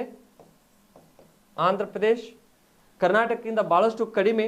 ಈ ಆಂಧ್ರ ಪ್ರದೇಶದ ಕಡೆಗೆ ನಾವು ಏನಂದ್ರ ಈ ಮೂಗ್ ಅನ್ನುವಂಥದ್ದು ಜಾತಿದು ಬೆಳಿತೇವೆ ನಾವು, ರೇಷ್ಮೆ ಮೂಗ್.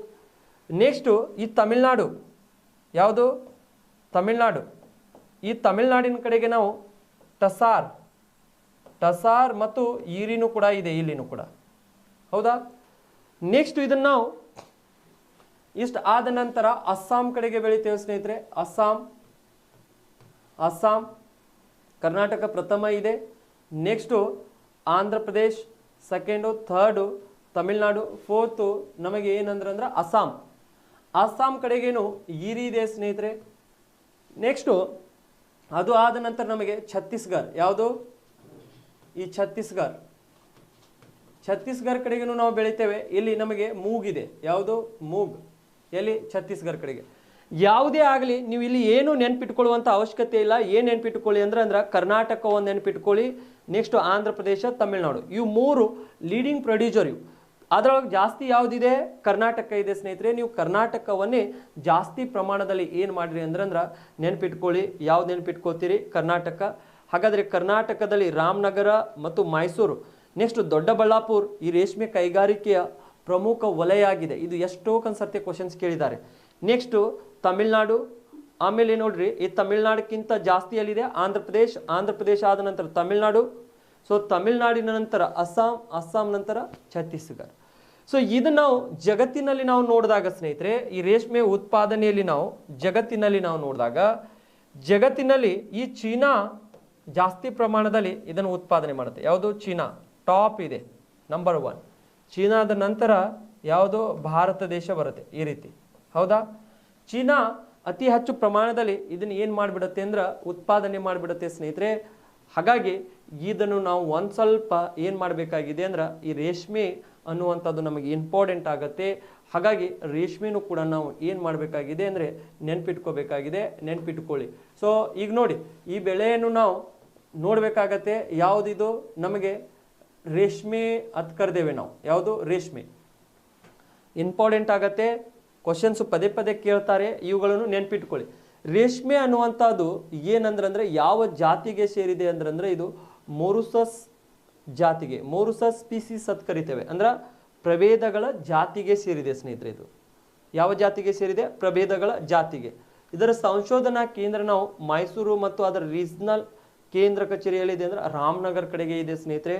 ನೆಕ್ಸ್ಟು ಇದಕ್ಕೆ ಬೇಕಾಗುವಂಥ ನಾವು ಭೌಗೋಳಿಕ ಅಂಶಗಳನ್ನು ನಾವು ನೋಡಿದಾಗ ಮಳೆಯ ಪ್ರಮಾಣವು 75 ಸೆಂಟಿಮೀಟರ್ದಿಂದ 100 ಸೆಂಟಿಮೀಟರ್ವರೆಗೆ ಇದಕ್ಕೆ ಮಳೆ ಬೇಕಾಗತ್ತೆ. ನೆಕ್ಸ್ಟ್ ಉಷ್ಣಾಂಶ ಅಬ್ಸರ್ವೇಷನ್ ಮಾಡಿದಾಗ 25 ಡಿಗ್ರಿ ಸೆಲ್ಸಿಯಸ್ದಿಂದ 27 ಡಿಗ್ರಿ ಸೆಲ್ಸಿಯಸ್ವರೆಗೆ ಉಷ್ಣಾಂಶ ಬೇಕಾಗತ್ತೆ. Some time it required 30 degrees also, 30 degree Celsius. So ಇವುಗಳನ್ನು ನೀವು ನೆನ್ಪಿಟ್ಕೋಬೇಕು. ಯಾಕಂದ್ರೆ ಸೊ ಒಂದು ತಾಸು ಕ್ಲಾಸ್ ಇರುತ್ತೆ ಸ್ನೇಹಿತರೆ, ನೀವು ಕಾನ್ಸಂಟ್ರೇಷನ್ ಕೊಟ್ಟು ಕ್ಲಾಸ್ ಕೇಳಬೇಕಾಗತ್ತೆ. ನಾವು ಏನಾದರೂ ಸೊ ನಿಮ್ಮ ಮಜಾನು ಮಾಡಿಸ್ಬೋದು, ಡ್ಯಾನ್ಸ್ನು ಮಾಡಿಸ್ಬೋದು, ನಾಟಕನೂ ಮಾಡಿಸ್ಬೋದು. But that is the waste of the our times. ಹೌದಾ? ನಾವು ಅದು ಸಮಯವನ್ನು ವ್ಯರ್ಥ ಮಾಡ್ತೇವೆ ಅನ್ನುವಂಥ ಒಂದು ಅರ್ಥ ಆಗತ್ತೆ. ಅದಕ್ಕೆ ಕೆಲವೊಂದು ಸರ್ತಿ ನಾವು ಕ್ಲಾಸ್ಗಳನ್ನು ಭಾಳಷ್ಟು ಸ್ಟ್ರಾಂಗ್ ಆಗಿ ಕೇಳಬೇಕಾಗತ್ತೆ. ಇದಕ್ಕೆ ಮಣ್ಣು ಯಾವುದಂದ್ರೆ ಕಪ್ಪು ಮಣ್ಣು ಆಗಿರ್ಬೋದು, ಕೆಂಪು ಮಣ್ಣು ಆಗಿರ್ಬೋದು, ಇವೆರಡೂ ಕೂಡ ಇದಕ್ಕೆ ಭಾಳಷ್ಟು ಸೂಟೇಬಲ್ ಇರುತ್ತೆ ಸ್ನೇಹಿತರೆ. ನೆಕ್ಸ್ಟ್ ರೇಷ್ಮೆ ವಿಧಗಳು, ಈ ವಿಧಗಳು ನೀವು ನೆನ್ಪಿಟ್ಕೋಬೇಕು. ರೇಷ್ಮೆಯ ವಿಧಗಳು ಏನಂದ್ರೆ ಅವು ಸಸ್ಯಗಳು, ಈ ರೀತಿಯ ಜಾತಿಯ ಸಸ್ಯಗಳು ನಮಗೆ ಕಂಡು ಬರ್ತವೆ. ಹಿಪ್ಪು ನೇರಳೆ ಒಂದನೇ ವಿಧ, ಎರಡನೇದು ಮೂಗ್, ಟಸಾರ್, ಈರಿ. ಇದರೊಳಗ ಅತ್ಯಂತ ಕ್ವಾಲಿಟಿಯ ಸಸ್ಯ ಯಾವುದು? ಹಿಪ್ಪು ನೇರಳೆ. ಇದನ್ನೇ ಈ ಹಿಪ್ಪು ನೇರಳೆನೇ ಜಾಸ್ತಿ ಕ್ವಾಲಿಟಿದಿದೆ. ಈ ಹಿಪ್ಪು ನೇರಳೆ ಇದರಿಂದ ಉತ್ತಮ ಕ್ವಾಲಿಟಿಯ ರೇಷ್ಮೆ ಬರುತ್ತೆ, ಹೌದಾ? ನೆಕ್ಸ್ಟು ಇವುಗಳನ್ನು ನಾವು ಏನು ಮಾಡ್ತೇವೆ ಅಂದ್ರೆ ಈ ಸಸ್ಯಗಳನ್ನು ಒಂದು ಫಾರ್ಮ್ ಹೌಸ್ ಗತ್ಲೆ ಮಾಡಿ ಅಥವಾ ಒಂದು ಮನೆ ರೀತಿಯಲ್ಲಿ ಮಾಡಿ ಅಲ್ಲಿ ಲೇಯರ್ಸ್ಗಳು ಆಗಿ ಹುಳಗಳನ್ನು ನಾವು ಬಿಡ್ತೇವೆ. ಆಮೇಲೆ ಈ ಸಸ್ಯಗಳ ಒಂದು ಎಲೆಗಳನ್ನು ತಂದು ಈ ಹುಳಗಳಿಗೆ ಆಹಾರವಾಗಿ ಕೊಡ್ತೇವೆ ಸ್ನೇಹಿತರೆ. ಇವು ಏನೇಂದ್ರಂದ್ರೆ 29 ದಿನದವರೆಗೆ ತಿಂತಿರ್ತಾವೆ. ಹಾಗೆ ತಿಂತಾ ತಿಂತಾ ತಮ್ಮ ಸುತ್ತಲೂ ಗೂಡುಗಳನ್ನು ಮಾಡ್ತಾವೆ. ನಂತರ 29 ದಿನಗಳಲ್ಲಿ ದೊಡ್ಡ ಗೂಡುಗಳನ್ನು ಮಾಡಿಬಿಡ್ತಾವೆ ವೈಟ್ ಕಲರ್ದಲ್ಲಿ. ನಂತರ ಅವು ಏನಾಗ್ತಾವೆ ಅಂದ್ರೆ ಒಳಗಡೆಗೆ ಸಾಯ್ತಾವೆ. 29 ದಿನದ ನಂತರ ಮಾರ್ಕೆಟಕ್ಕೆ ಒಯ್ದು ಬರ್ತೇವೆ. ಇದಕ್ಕೆ ನಾವು ಯಾವ ಅಂದ್ರೆ ಈ ರೇಷ್ಮೆ ಗೂಡುಗಳನ್ನು. ನೆಕ್ಸ್ಟು ಈ ಮೂಗ್, ನೋಡಿ ಇಲ್ಲಿ ಹಿಪ್ಪು ನೇರಳೆ, ಮೂಗ್, ಟಸಾರ್, ಈರಿ ಇತ್ತು. ಇವುಗಳನ್ನು ನಾವು ಅಬ್ಸರ್ವೇಷನ್ ಮಾಡಿದಾಗ ಅತಿ ಹೆಚ್ಚು ಪ್ರಮಾಣದಲ್ಲಿ ಕರ್ನಾಟಕದಲ್ಲಿ ನಾವು ಹಿಪ್ಪು ನೇರಳೆಯನ್ನು ಬೆಳಿತೇವೆ, ಹೌದಾ? ಇದು ಎಲ್ಲಿದೆ ಅಂದ್ರೆ ರಾಮನಗರ, ಮೈಸೂರು ಮತ್ತು ದೊಡ್ಡಬಳ್ಳಾಪುರ ಕಡೆಗೆ. ದೊಡ್ಡಬಳ್ಳಾಪುರ ಕಡೆಗೆ ರೇಷ್ಮೆ ಕೈಗಾರಿಕೆಗಳು ಬಹಳಷ್ಟು ಪ್ರಸಿದ್ಧ ಇದ್ದಾವೆ ಸ್ನೇಹಿತರೆ. ನೆಕ್ಸ್ಟು ಕರ್ನಾಟಕ ನಾವು ಬಿಟ್ಟೇವಂದ್ರೆ ಆಂಧ್ರ ಪ್ರದೇಶದಲ್ಲಿ ನಾವು ಮೂಗು ಬೆಳಿತೇವೆ, 2ನೇ ಸ್ಥಾನ. ತಮಿಳ್ನಾಡು ಕಡೆಗೆ ನಾವು ಟಸಾರ್ ಮತ್ತು ಈರಿ ಬೆಳಿತೇವೆ ಸ್ನೇಹಿತರೆ. ನೆಕ್ಸ್ಟ್ ನಾವು ಅಸ್ಸಾಮದ ಕಡೆಗೆ ಈರಿ ಬೆಳಿತೇವೆ, ಅಸ್ಸಾಂ. ನೆಕ್ಸ್ಟು ಛತ್ತೀಸ್ಗಢ ಕಡೆಗೆ ಮೂಗ್, ಹೌದಾ? ಇದು ಆದ ನಂತರ ನಾವು ಇದನ್ನ ರಫ್ತು ಈಗ ನೋಡ್ರಿ, ರಫ್ತು ಅಂತ ನಾವು ಜಾಸ್ತಿ ಪ್ರಮಾಣದಲ್ಲಿ ನಾವು ಭಾರತ ದೇಶದಿಂದ ಮಾಡ್ಲಿಕ್ಕೆ ಹೋಗೋದಿಲ್ಲ. ಮಾಡ್ತೇವೆ ಎಲ್ಲಿದಿಂದ? ನವ ಮಂಗಳೂರು ಬಂದರದಿಂದ ಸ್ವಲ್ಪ ಪ್ರಮಾಣದಲ್ಲಿ ಮಾಡ್ತೇವೆ. ಜಾಸ್ತಿ ಇದು ಯಾರು ಉತ್ಪಾದನೆ ಮಾಡ್ಕೋತಾರೆ ಅಂದ್ರೆ ಈ ಚೀನಾದವರು ಉತ್ಪಾದನೆ ಮಾಡ್ತಾರೆ. ನೆಕ್ಸ್ಟ್ ಭಾರತ ಸ್ವಲ್ಪ ಪ್ರಮಾಣದಲ್ಲಿ ರಫ್ತು ಮಾಡಿದ್ರು ಕೂಡ ಎಲ್ಲಿದಿಂದ? ನವ ಮಂಗಳೂರು. ಈ ನವ ಮಂಗಳೂರು ಬಂದರು, ಯಾವ ಬಂದರು? ನವ ಮಂಗಳೂರು ಬಂದರು ಕರ್ನಾಟಕದ ಕಡೆಗೆ, ದಕ್ಷಿಣ ಕರ್ನಾಟಕದಲ್ಲಿ ಇದು ಕಂಡು ಬರುತ್ತೆ ಸ್ನೇಹಿತರೆ. ಈ ಭಾಗದಿಂದ ನಾವು ರಫ್ತು ಮಾಡ್ತೇವೆ, ನವಮಂಗಳೂರು ಬಂದರದಿಂದ. ಸೊ ಇಷ್ಟು ಏನು ನಾವು ಮಾತಾಡಿದೇವಲ್ಲ ರೇಷ್ಮೆ ಬಗ್ಗೆ, ಈ ರೇಷ್ಮೆ ಇಂಪಾರ್ಟೆಂಟ್ ಆಗುತ್ತೆ. ಇದರ ವಿಧಗಳು ನೀವು ನೆನ್ಪಿಟ್ಕೊಳ್ಳಿ, ಯಾರು ಜಾಸ್ತಿ ಉತ್ಪಾದನೆ ಮಾಡ್ತಾರೆ ಅದನ್ನು ನೆನ್ಪಿಟ್ಕೊಳ್ಳಿ ಸ್ನೇಹಿತರೆ. ಭಾಳ ಸತ್ಯ ಕ್ವಶನ್ಸ್ ಕೇಳಿದ್ದಾರೆ. Have a nice day. ನೀವು ನಮಗೆ ಸಮಯ ಕೊಡ್ತೀರಿ, ನಾವು ನಿಮಗೆ ಸಮಯ ಕೊಡ್ತೇವೆ. ಇದೇ ರೀತಿ ನಡೀಲಿ ಸ್ನೇಹಿತರೆ. ಭಾಳಷ್ಟು ಚೆನ್ನಾಗಿ ನಿಮ್ಮದು ಕಮೆಂಟ್ಸ್ ಬರುತ್ತೆ. ಕೆಲವೊಬ್ಬರು ಹೇಳ್ತಾರೆ ಸರ್ ನೀವು ಇದರ ಮುಖಾಂತರ ಬರೋದು ಹೇಳ್ತಿರಲ್ಲ, ಅದು ಭಾಳಷ್ಟು ಇಫೆಕ್ಟಿವ್ ಆಗುತ್ತೆ ಅಂತ. ಅದೇ ರೀತಿ ಇಫೆಕ್ಟಿವ್ ಆಗಿನೇ ಹೇಳ್ಕೊಡ್ತೀನಿ ಸ್ನೇಹಿತರೆ. ಪ್ರತಿಯೊಬ್ಬರು ಕ್ಲಾಸಿಗೆ ಜಾಯ್ನ್ ಆಗಿರಿ, ಇದರ ಉಪಯೋಗ ಪಡೆದುಕೊಳ್ಳಿ, ನಿಮಗೆ ಒಳ್ಳೆಯದಾಗತ್ತೆ. Have a nice day. Again tomorrow we will meet. Okay then bye.